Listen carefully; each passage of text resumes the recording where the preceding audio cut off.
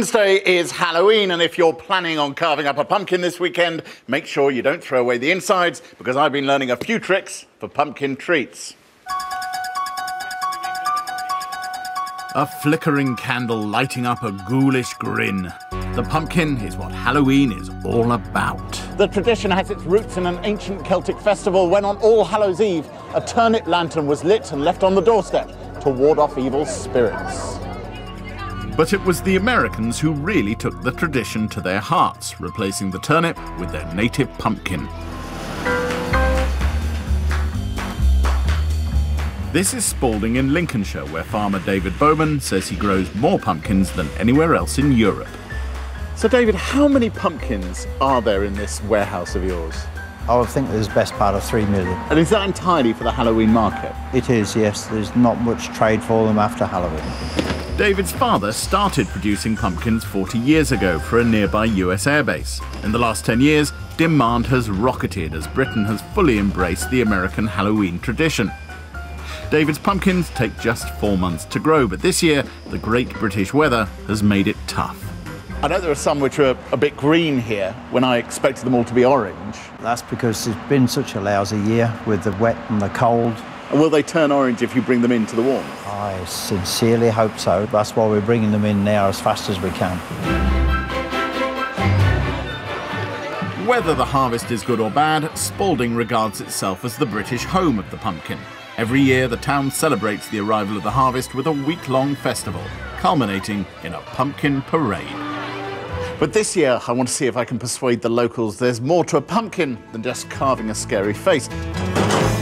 American chef Alex Miner promises he can wow my taste buds with the versatility of the pumpkin, which can be used in both savoury and sweet dishes.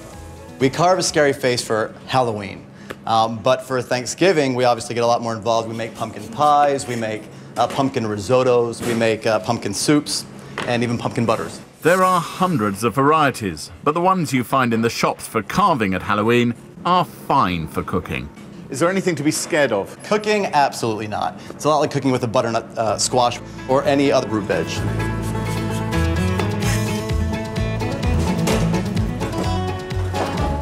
First up, we're making a pumpkin puree, which Alex will use to make a 3-course pumpkin feast. Soup, risotto balls, and the all-American classic, a gorgeous pumpkin pie. Now we're going to mix this with our winter spices, ground nutmeg, ground cinnamon, and ground ginger. Some eggs, evaporated milk, wash it together in the pie shell, and 40 minutes later we have pumpkin pie. Next, it's on with the risotto balls. The really good thing about these is they now go in the deep fat fryer, which is frankly the best thing that can happen to almost any ingredient. This is the bit I've been waiting for, tasting time. Oh. Oh, wow. Jump in there. Smooth, it's rich, it's buttery. This is what made America great, isn't it? I love these pumpkin treats, but what about the people in Spalding? That's nice and creamy. Do you eat a lot of pumpkin, or do you just carve it?